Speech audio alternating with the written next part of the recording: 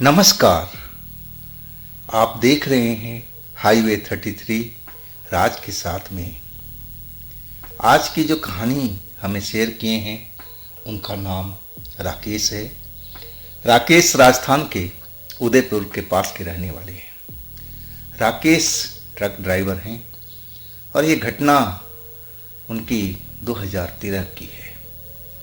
तो चलते हैं राकेश जी की इस कहानी में। लेकिन दोस्तों, अगर आप मेरे चैनल पर पहली बार जुड़े हैं और अभी तक मेरे चैनल को सब्सक्राइब नहीं किया है तो प्लीज़ कर लीजिए और साथ में बेल आइकन को ज़रूर दबाइएगा ऑल पे करके। तो शुरू करते हैं आज की कहानी। दोस्तों, मेरा नाम राकेश है। मैं ट्रक ड्राइवर हूँ और ट्रक ड्राइवर तो हर प्रदेश में हर जगह पर जाता रहता है। उसके लिए कोई सीमा का कोई बंदिश नहीं है। आज राजस्थान में है तो कल मध्य प्रदेश में है तो परसों बिहार में है, चलता ही रहता है। मैं ज़्यादातर अपना काम महाराष्ट्र से करता था। महाराष्ट्र, जयपुर, दिल्ली, इतना ही दूरी में मैं अपने ट्रक को चलाया करता था। मैं लोगों से सुना था कि ऐसी कुछ जगह हैं जहाँ पर भूत प्रेत रोड पर दिखाई देते हैं। कुछ छलावा हैं जो रोड पर अपना स्वांग रचते हैं। लेकिन मैं उन बातों को कभी विश्वास नहीं किया। मैं मानता ही नहीं था कि इस दुनिया में भूत प्रेत नामक कोई जीव होते हैं। मैं कतई विश्वास नहीं करता था। मैं पढ़ा लिखा था लेकिन मैं ट्रक ड्राइवर था। ये ट्रक मेरे पिता की थी और उनके गुजरने के बाद मैं इस ट्रक को चला रहा था। लेकिन मैं इन अंधविश्वासों पर कभी विश्वास करता नहीं था। हालांकि मेरे ट्रक के जो दोस्त थे, ड्राइवर जो दोस्त थे, वो जब हम लोग कहीं इकट्ठा होते थे तो अपने अपनी अनुभव बताया करते थे कि हमारे साथ इस जगह पर ऐसी घटना हुआ, हमारे साथ ऐसी हुआ। लेकिन मेरे साथ तो कुछ भी नहीं हुआ है। मैं तो 5 साल से ट्रक चला रहा हूँ और पूरा महाराष्ट्र, दिल्ली, राजस्थान में घूमता रहता हूँ। लेकिन आज तक मेरे साथ में ऐसी कोई घटना नहीं हुई थी। मैं अपने दोस्तों को उनकी बात पर हंसता था कि भाई ये सब झूठ है, इनमें सच्चाई नहीं है, भूत प्रेत बिल्कुल नहीं होते। और वो लोग हमसे झगड़ने लगते कि भाई जब तुम्हारा भूत से पाला पड़ेगा ना तब तुम्हें पता चलेगा कि भूत प्रेत क्या होते हैं। और एक रात मैं महाराष्ट्र से निकला हुआ राजस्थान की ओर जा रहा था। आधी रात हो चुकी थी। मैं अपना ट्रक को दौड़ाए चला जा रहा था। मेरी मंजिल बहुत दूर थी। अभी मैं सुबह तक ही उस मंजिल पर पहुंच सकता था।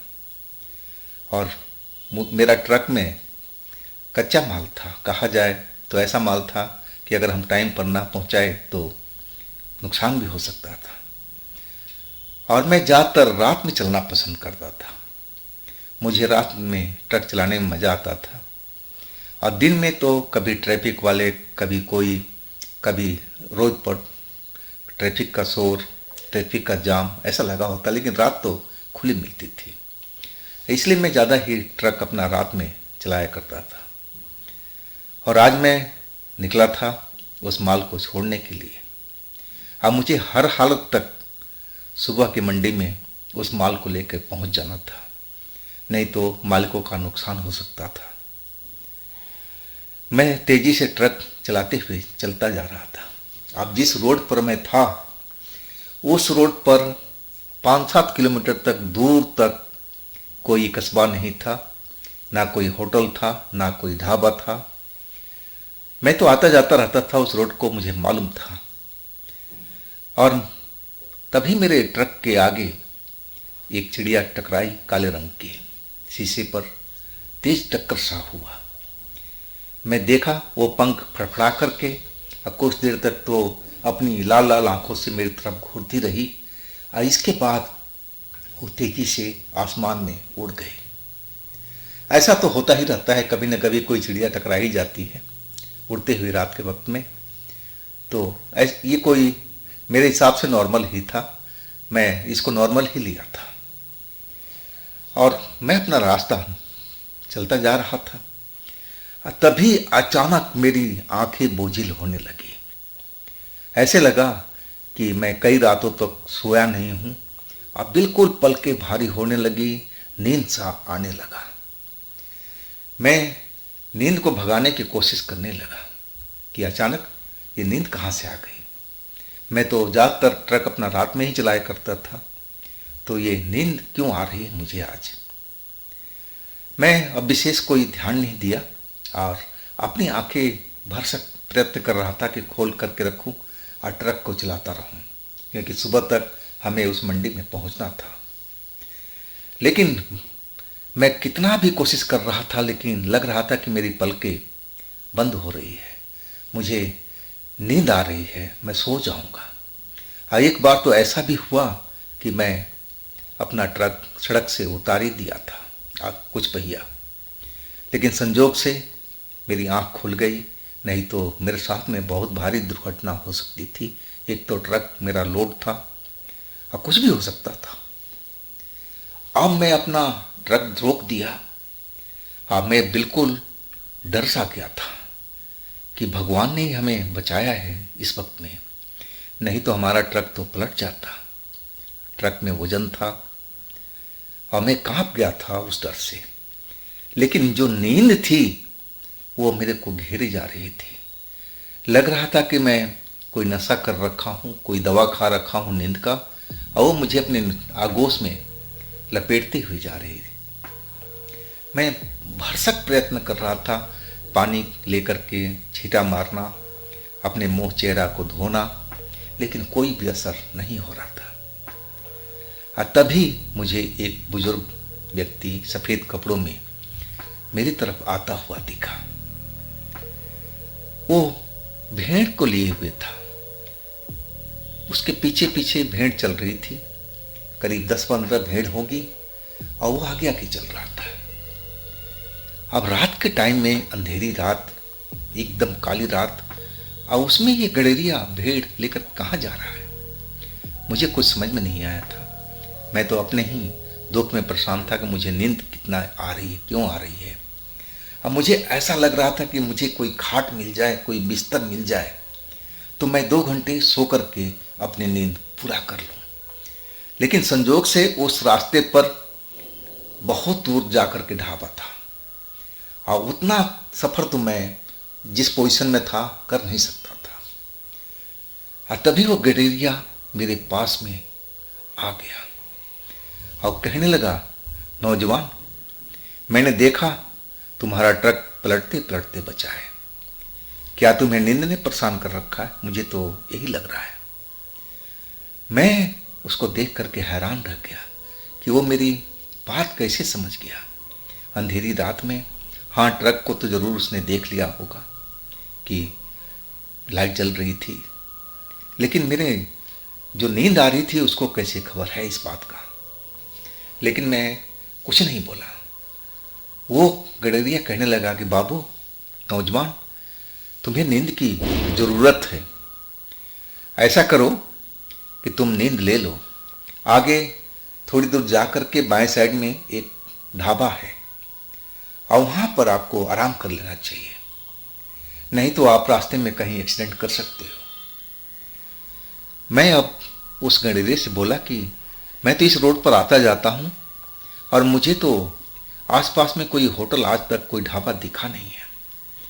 अब वो मेरी तरफ घूर करके देखने लगा और कहने लगा कि हाँ है ना, आप जाओ और देखो। थोड़ी दूर जाने के बाद में बाएं साइड में एक रास्ता अंदर जाता है बाएं साइड में, और उसी में अपना ट्रक ले लेना। थोड़ा दूर चलोगी तो वो ढाबा आपको नज़र आ जाएगा, क्योंकि वो थोड़ा हाईवे से अलग है, इसलिए आपको दिखा नहीं होगा।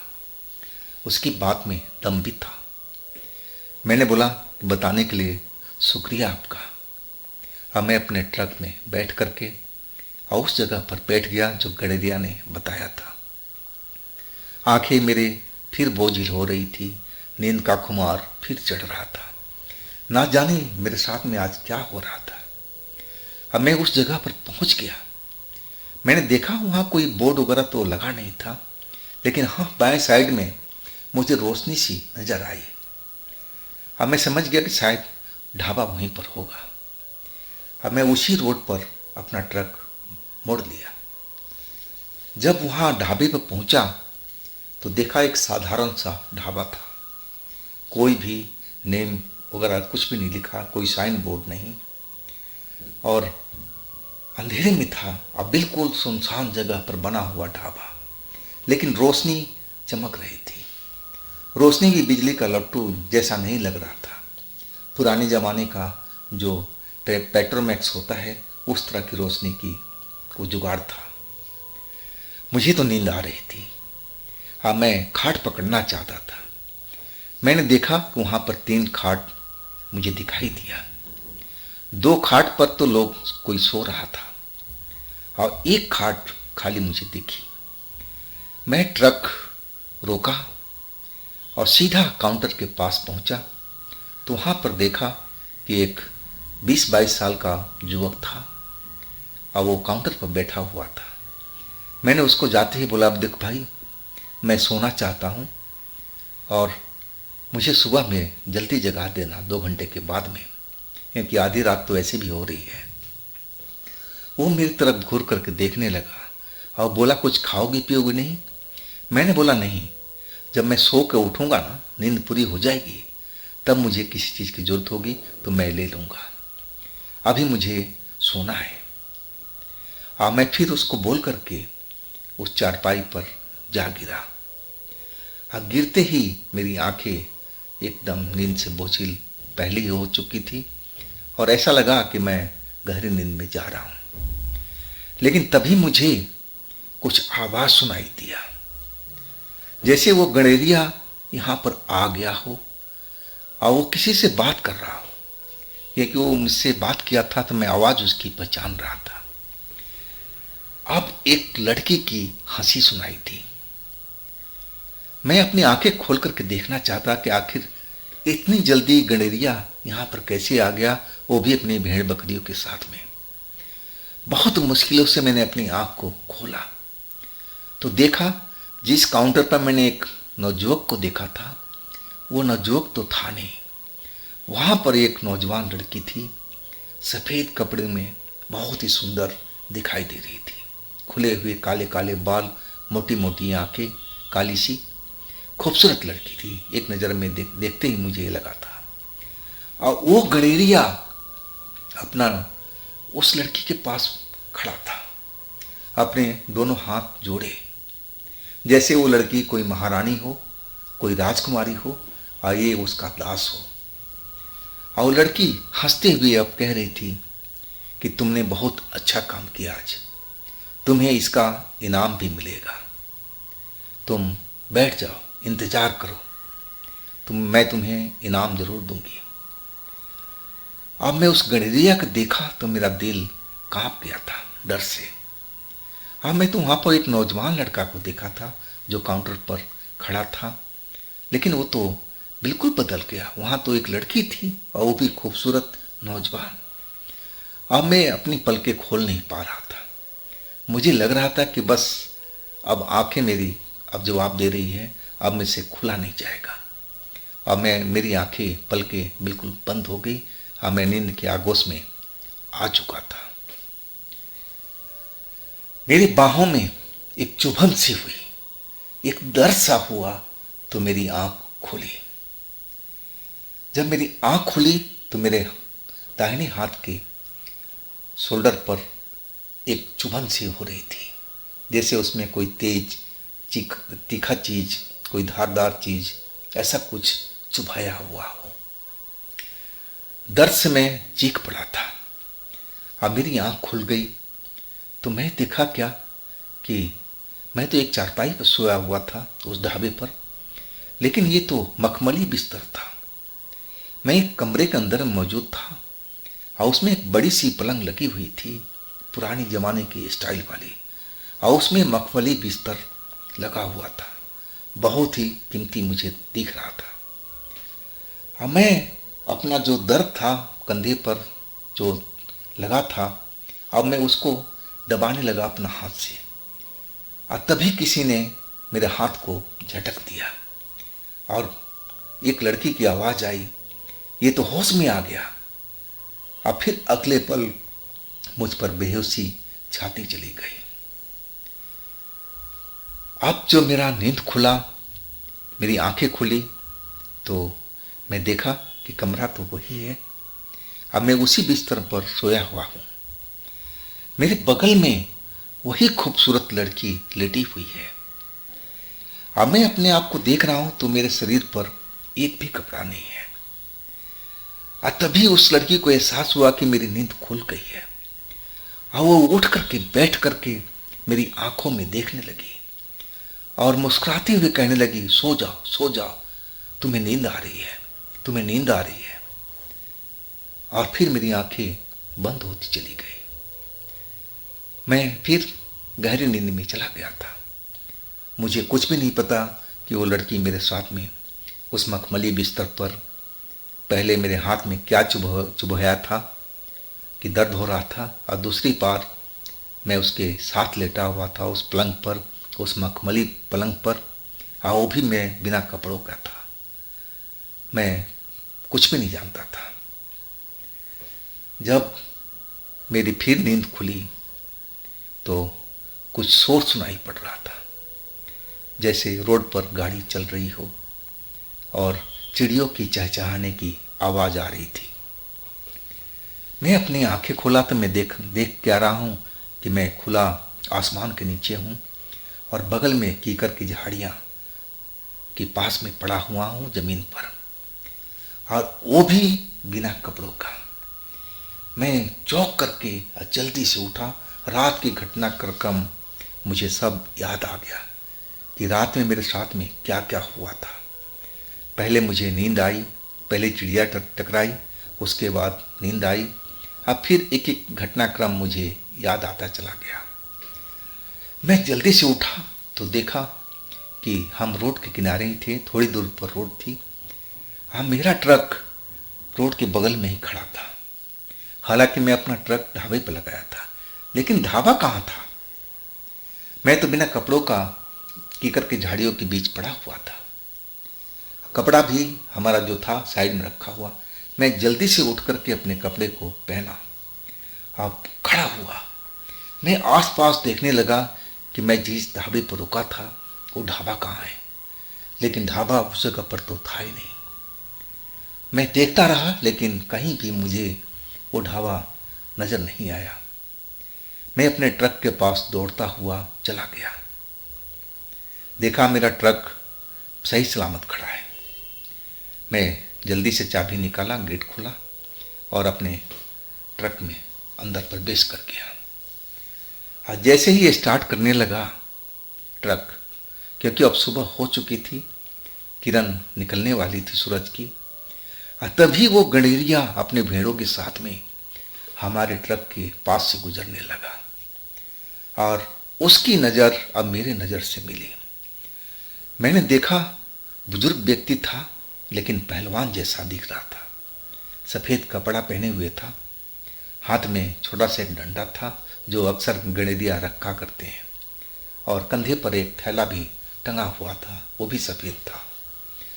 और उसकी नज़र जब मेरे नज़र से मिली तो मेरे को लगा कि मेरे शरीर में एक बिजली सी दौड़ी हो। हमें उसकी आंखों को देखा तो वो एक आम इंसान की तरह नहीं दिख रही थी। वो आंखों में एक लाल रोशनी सी नजर आ रही थी और वो मेरी तरफ मुस्कुराते हुए देखते हुए अपने भेड़ को लिए रोड को पार कर गया। हाँ, मैं डरा सहमा बिल्कुल अपनी ट्रक में बैठा रहा। हाँ, मैं उसको जाते हुए देखता रहा। जब मेरी वो नज़रों से दूर हो गया, वो नज़र नहीं आ रहा था, हाँ, तभी एक ट्रक मेरे आगे से गुजरा और तब मुझे ध्यान आया कि मुझे यहाँ पर बिल्कुल नहीं रहना चाहिए। ये जगह बहुत ही रहस्यमयी है, खतरनाक है, जो रात में मेरे साथ में हुआ है। शुक्र है कि मैं अभी तक जिंदा हूँ। हाँ, तभी मुझे उस चोट का ध्यान आया कि मेरे जो शोल्डर पर लगा हुआ था। मैं अपने कपड़े उतार कर देखने लगा तो वास्तव में वहाँ पर एक बड़ा सा दाग सा बना हुआ था। वो दाग मेरे वो शोल्डर पर कभी भी नहीं था, जैसे कट का निशान हो और वो सूख गया हो, घाव जैसे पुराना हो गया हो। ये कैसे हो सकता था? एक एक घटना मुझे बारीकी से ध्यान आने लगा और मैं अपना ट्रक अब उस जगह से दौड़ा दिया था। मैं उस ट्रक के पीछा कर रहा था जो मेरे आगे आगे जा रहा था। मुझे अभी भी डर लग रहा था कि न जाने अब मेरे साथ में क्या हो, लेकिन ऐसा नहीं हुआ फिर दोबारा। मैं अपनी मंजिल पर पहुंचा, लेकिन बहुत देर में पहुंचा। मुझे मालिकों से झाड़ भी खानी पड़ी, बातें सुननी पड़ी, और लेकिन मैं माल वो उतार चुका था। जब माल उतार करके मैं अपने ट्रक को जहाँ पार्किंग एरिया था, जहाँ ट्रक खड़ा होते थे, हाँ, मैं उस जगह पर ले गया। और इसके बाद बहुत सारे जो ट्रक ड्राइवर थे आराम कर रहे थे, उनके बीच पहुँचा। और फिर मैं अपनी कहानी को बताने लगा कि मेरे साथ में रात में क्या क्या हुआ है। वो मेरी कहानी सुन कर के जो ड्राइवर थे, मेरे दोस्त वगैरह जो मुझे जानते थे, वो आश्चर्य में पड़ गए थे। हाँ, कईयों ने तो मुझे टोक भी दिया कि तुम्हें तो भूत प्रेत पर यकीन नहीं था, तो ये तुम्हारे साथ में क्या हुआ है? अब तुम ही बताओ, तुम तो कभी यकीन नहीं करते थे, लेकिन मेरे साथ में तो रात में सब ऐसा ही कुछ हुआ था। और तभी एक मेरा दोस्त कहने लगा कि जरा वो घाव दिखाना जो तुम्हारे शोल्डर पर लगा हुआ है। मैंने अपना शर्ट उतार करके और वो घाव दिखाया। वो घाव को देखता रहा और कहने लगा कि भाई, वो चुड़ैल जो तेरे रात में दिखी थी, वो तेरा खून पिया है। मुझे तो ऐसा ही लग रहा है। भाई, जाकर के किसी तांत्रिक से अपना इलाज करा ले।